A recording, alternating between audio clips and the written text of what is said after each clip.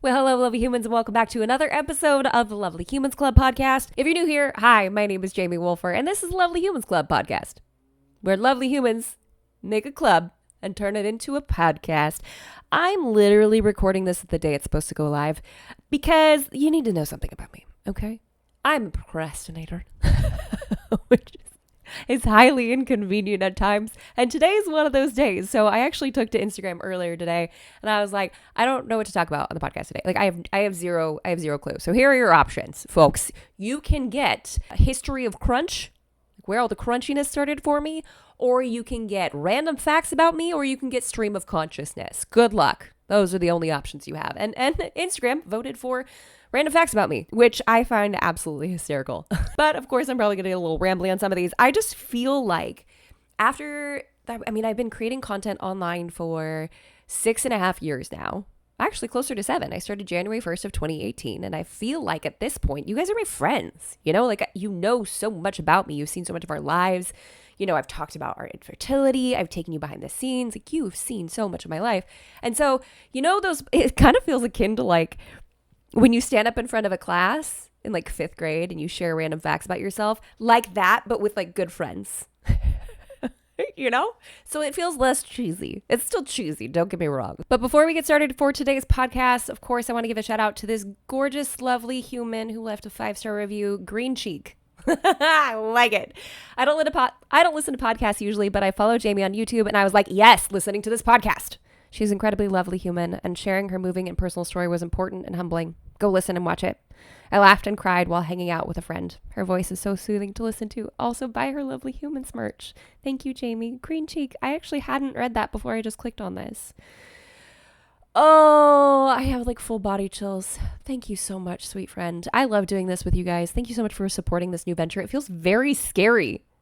So to go and read these reviews means a whole lot. If you have not done so already, wherever you're listening to this podcast, go leave it a 5-star review, and who knows, maybe it'll be the one that I get to read next time. And I'm feeling really emotional. Ugh. I freaking love you. Say it back. But today's video / podcast, wherever you are consuming this content, is just going to be sharing some interesting tidbits about myself. First and foremost, the right half of my face is slightly messed up. And everyone watching the video version right now is like, wait, what? What do you mean? And everyone in the podcast version is like, what does that mean? Okay, here's the deal. My right eye is really bad, super bad. And I also have a fake tooth. And I've never admitted that. And that feels really embarrassing to say out loud. I do. I have a fake tooth. No, I'm not taking it out. I would probably puke on the spot. I was born without an adult tooth for one of my teeths. And it's if I use something called temp tooth to fill it in. And it's this big old glaring gap, and it mortifies me to this day. So here's what I need. I need this podcast to take off so I can afford a new tooth. So ideally I had a Maryland bridge before, which was like metal on the back to hold the fake tooth in place. That broke. And since then I've been using temp tooth. It's these little plastic beads that you mold into the shape of a tooth. I swore I'd never talk about this on the internet. And here we are. My toes are curling. So I've been doing that for the last, 6 or 7 years, which I'm sure the microplastics are just thriving in this environment.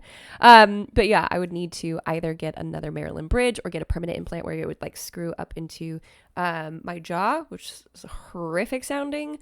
But I don't know how much bone is left because usually there's going to be some deterioration. And ever since that baby tooth fell out, I've not had a tooth there. So I've had a fake tooth in place there basically for a majority of my life. In addition to that, my right eye is, I'm partially blind in that eye. So I was born, I think, seeing in that eye and developed a cataract. Yes, cataract. That's usually made for old people. Not made for. You usually see in old people. I had one developed by the time that I was 5. And we didn't know what it was. I am not a daredevil by nature. That little tidbit is important because I would run into parked cars with my bike. And my parents would be like, Jamie, you need to slow down. And I'm like, I'm not going fast. I don't understand what you're talking about.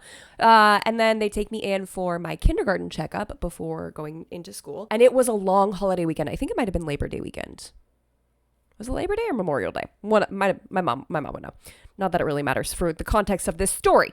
Okay, so I go in on Friday and the pediatrician does the test with me. And when he covers my seeing eye, apparently I freaked out a little bit. And he we loved this pediatrician, and he, with all the grace in the world, was like, I'm concerned it is either a tumor or something is blocking this eye. She can't see out of this eye. So my poor parents are stuck on this long holiday weekend not knowing if I have a brain tumor or if I'm just blind in that eye.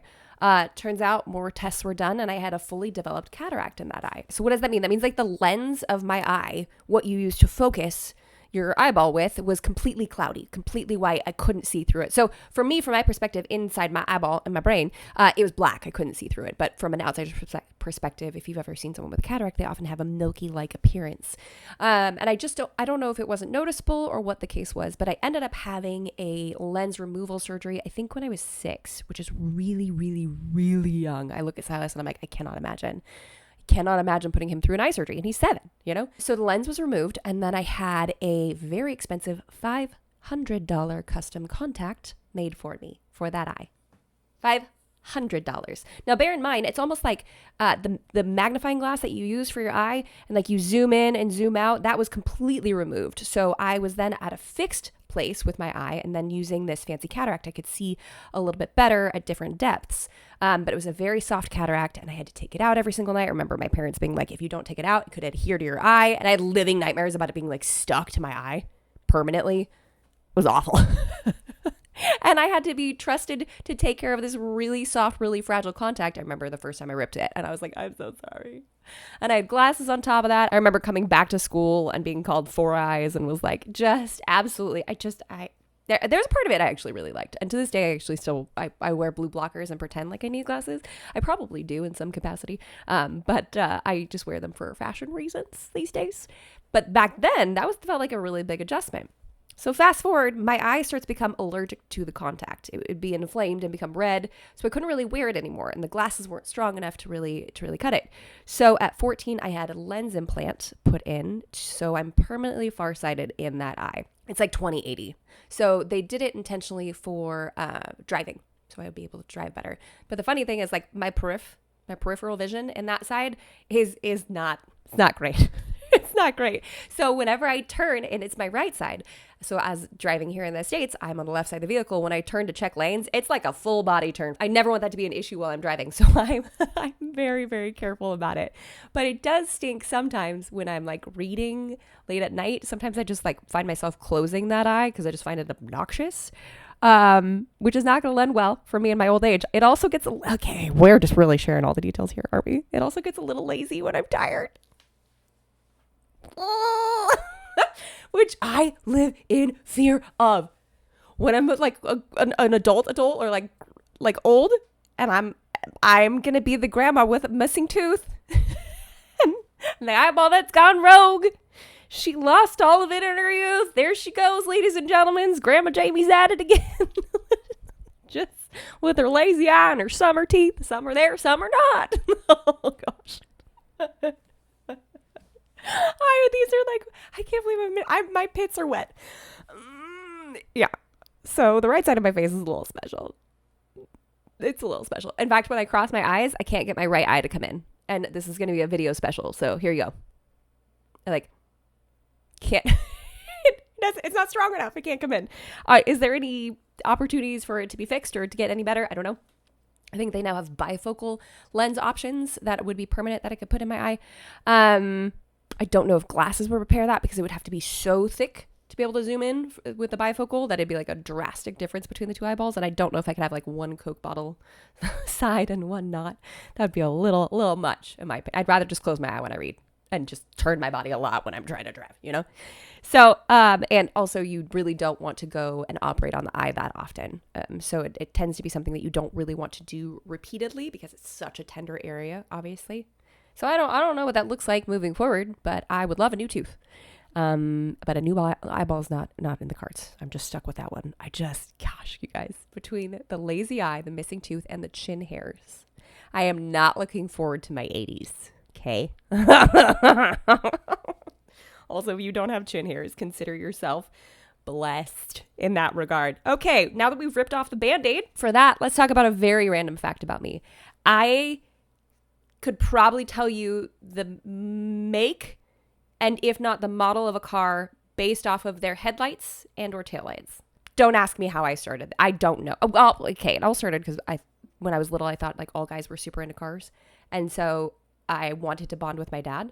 And so I saved up money and I bought like this little model car for us to build together. Turns out he's really like not into cars. I mean, he likes them and he appreciates them, but I thought it was like, if you are a guy, you are really into cars. You're into old cars. You're into like, all these details about cars. And so I kind of fixated on that for a while.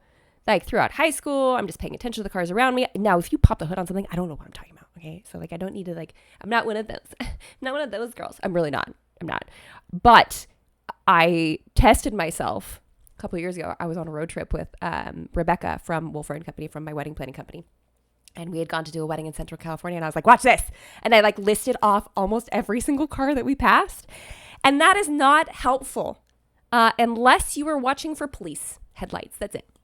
That's the only reason that's helpful in any context. And not that I'm ever on the lookout for police, but that's literally the only benefit that comes out of that.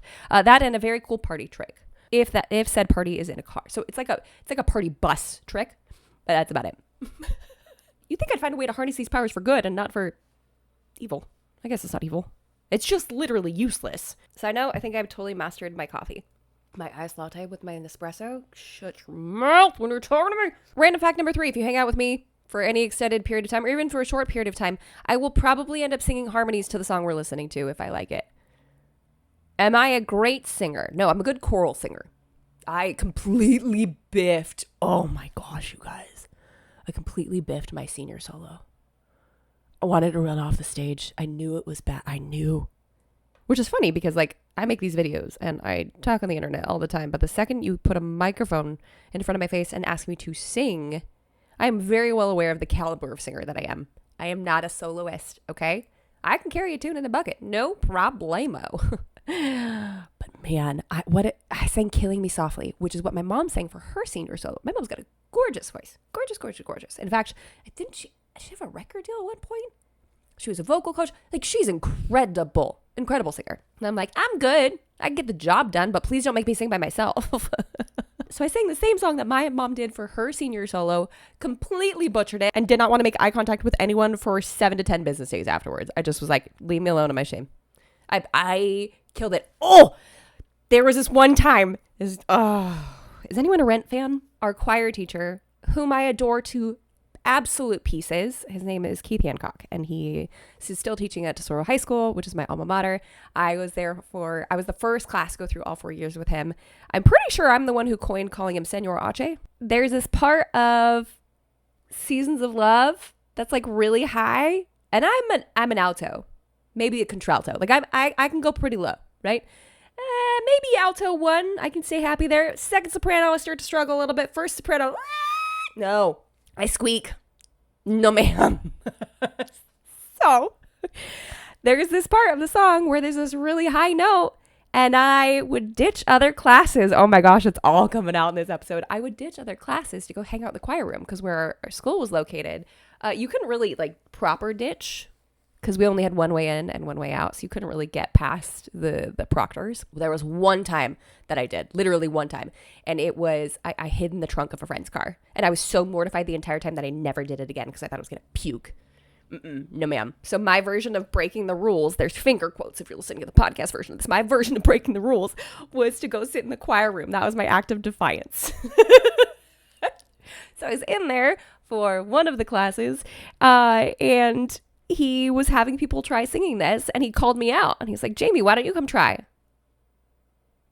I don't know why I didn't say no. To this day, I graduated. I'm not going to tell you how many years ago. 18 years ago, I graduated. And every time I think about this moment, I want to cry for senior Jamie. It's awful. He should have known that I couldn't do that. Ugh. It was horrible. Oh, we had a barbershop quartet of girls. And I was alto too, which is like the lowest, basically, of female voices in the typical striation of singers. And we had one gal who was our second soprano, who's basically our lead, and she always used the pitch pipe. And the pitch pipe is if you've seen Pitch Perfect, it's a little round thing that they whoo into. And I had never used it, and we didn't think about that until the day of competition. And we were called Sweet Adelines. I think that's what that's what they call the whole group of female barbershop quartets. I could be incorrect. It's been a couple years, okay? Only like 4 or 5, I'd say.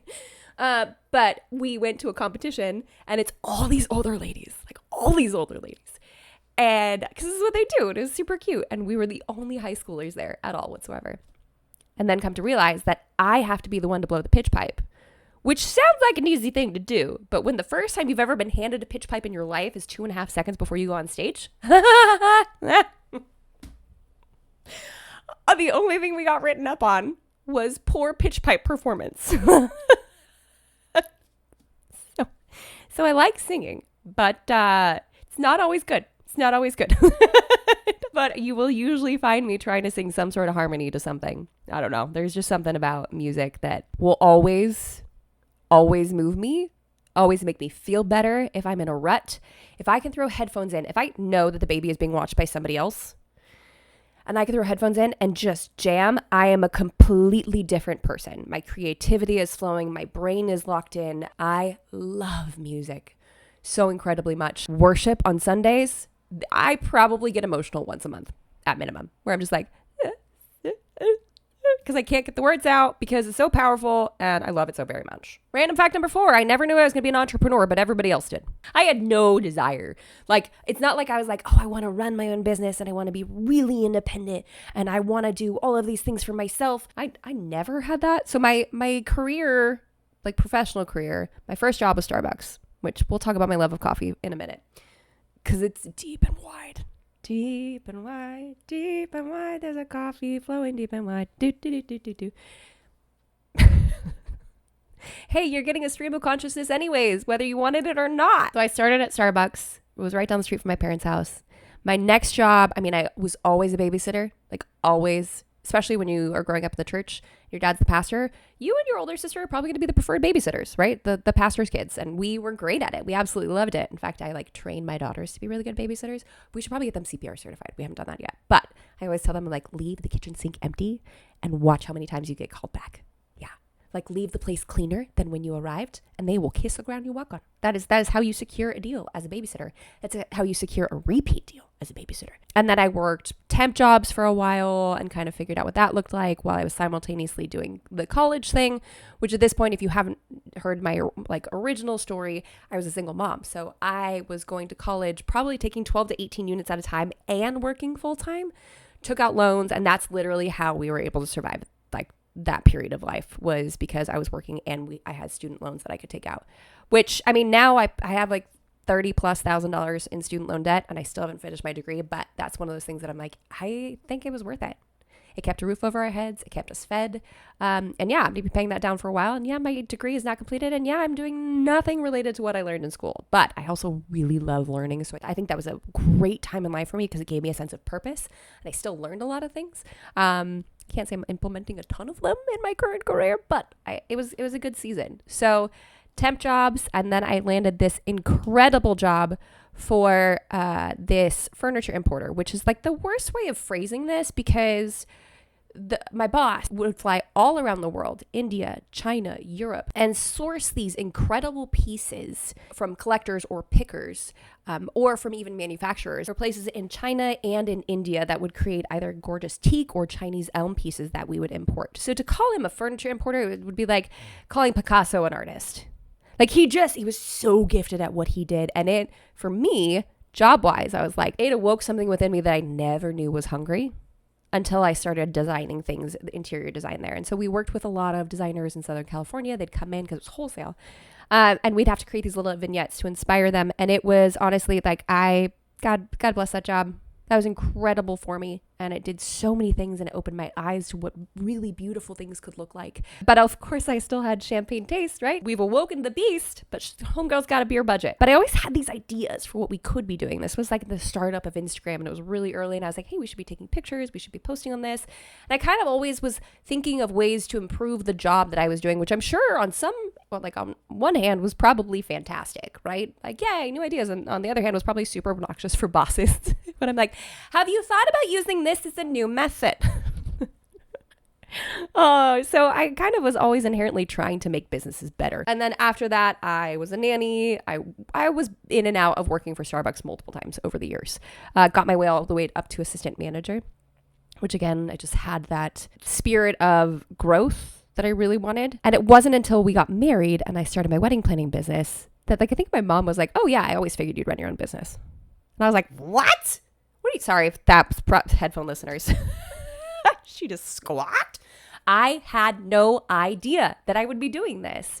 And so to kind of be in a position now where I'm like, I get to make up my own hours and decide what I want to do and kind of go from there. Like, that's incredible. That's really cool. But I had no clue. But looking back, all the signs were there. I was always trying to grow. I was always trying to improve businesses that I was in.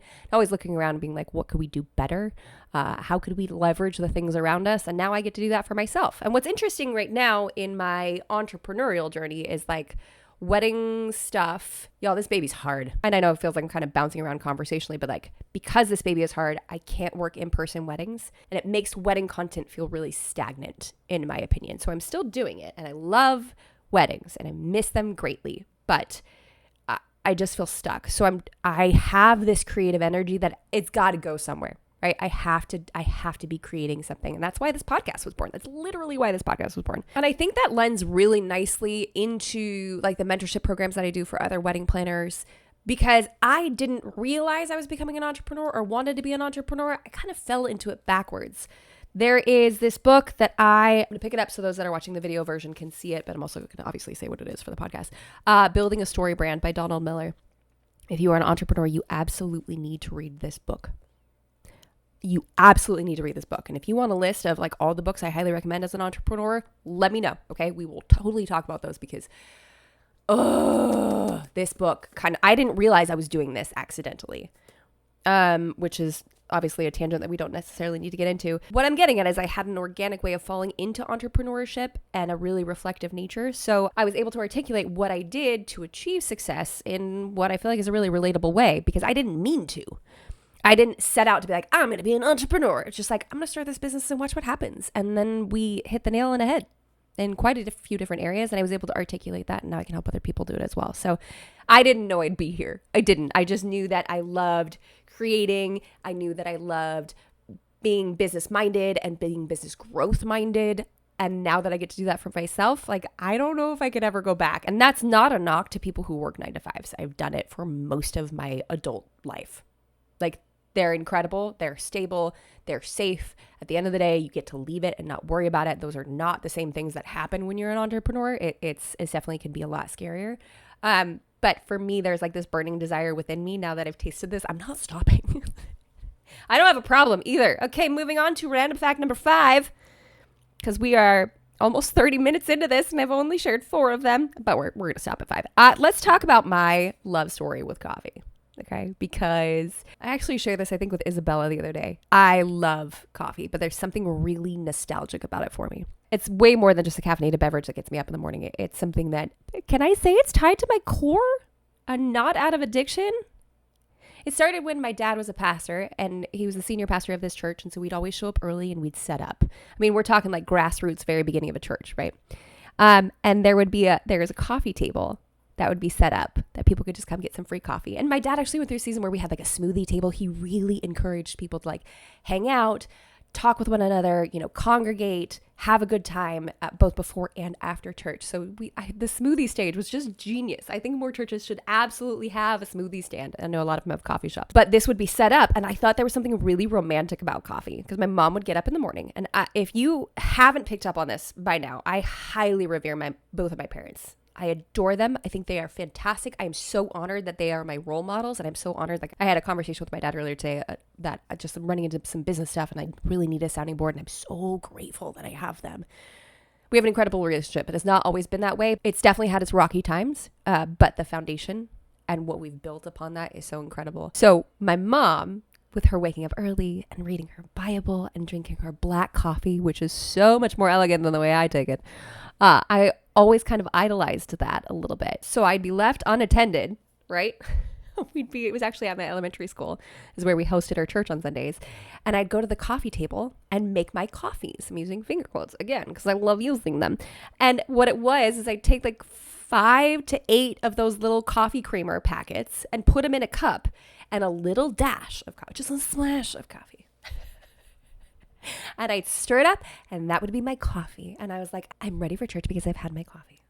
Thank you. And I'd be like, oh, I'm just drinking my coffee. I told my mom this recently. She's like, what? I didn't know you did that. I was like, how did you not know that I've raided that coffee stand every single Sunday, if not multiple times on Sundays? I was cracked out on coffee, mate, man. So fast forward a couple years, there's a Starbucks that opened up down the road from where we lived, and I could walk to it. And it had, in this parking lot was Jack in the Box, Taco Bell, and Starbucks, and also this really good deli. And a nicer Italian place, but I didn't go there because I was like young.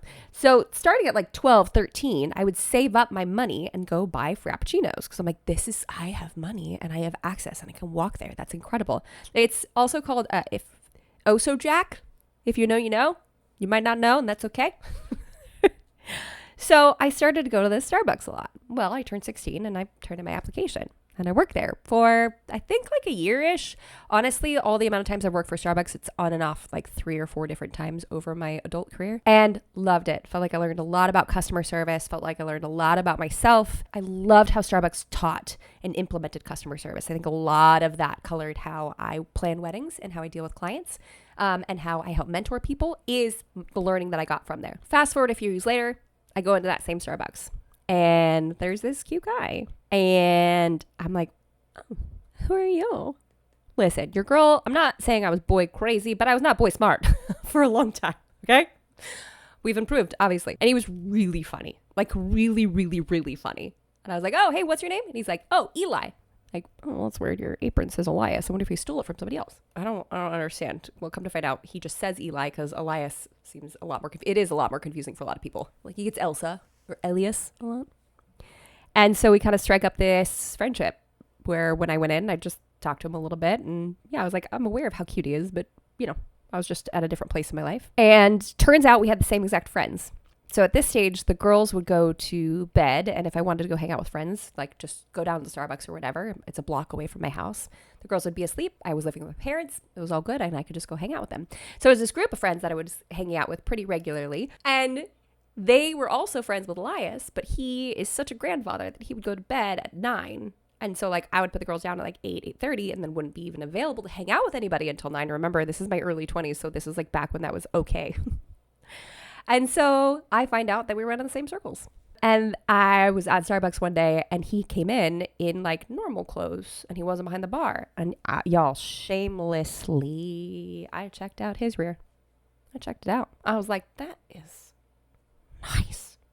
I like that. I'd never noticed a rear on a dude, and that time I did, and I was like, okay, I might be into that. So to pull the storyline back to center a little bit here, that same Starbucks, the one that I went to when I was 12, the one that I had my first job at, was also the one where I met the love of my life. And I still have a love story with coffee to this day. I still love it. I still think there's something romantic and nostalgic about it. I think that I'm probably going to drink it till the day I die. Come heck or high water. I might still have to switch to decaf at some point, but that's not today, nor is it tomorrow. And I feel like this nostalgia is generational. My mom used to talk about how her dad would wake her up sometimes early in the morning and bring in a cup of black coffee and sit on her bed and just talk to her. And my grandfather, every time I would sit in his lap in the mornings watching cartoons, they'd always have powdered donuts or Lucky Charms for breakfast, which we never bought. And his breath would smell like Folgers or Ubon? What is that? So I don't know. I feel like, coffee is, especially in like our mommy culture, I need my coffee. Yeah, I mean, that's probably fairly accurate for me. But also, in addition to that, there's something that's always just going to feel like coming home when I drink a cup of coffee, and something generationally endearing about it, and will always remind me of my first job and falling in love with my husband. So how about that for making something way deeper than it needs to be? Okay. So I'm going to cut myself off there only because I got to figure out getting this thing live before I jump on a call in like 30 minutes. This podcast is going to be late tonight, guys. And now you know why. Because I procrastinated. But if you have more ideas of things that you want me to discuss on the podcast, like, please let me know. Because I tell you what, I'll blame you for making this late. It's not because I procrastinated at all. It's just because you guys didn't give me enough ideas. If you have some, please feel free to leave them in the comments if you're watching the YouTube version of this. Or DM me on Instagram. Be like, hey, yo, Jamie. If that's the accent that you subscribe to. I got an idea for your podcast. I committed. And so we had to see that through. That's what we have for today's podcast, guys. Thank you so much for listening. If you ever bring up my fake tooth in public, I will deny it. Okay. I will pretend like I don't know what you're talking about. Okay. What happens in Lovely Humans Club stays in Lovely Humans Club. All right. If you have yet to leave a 5-star review, please go ahead and do so if you're enjoying the podcast and having fun with this. Lord knows I am. So it's just a great way of letting me know that you like what we're doing over here. And yeah. All right. Stop rambling. And until next time. Bye, guys.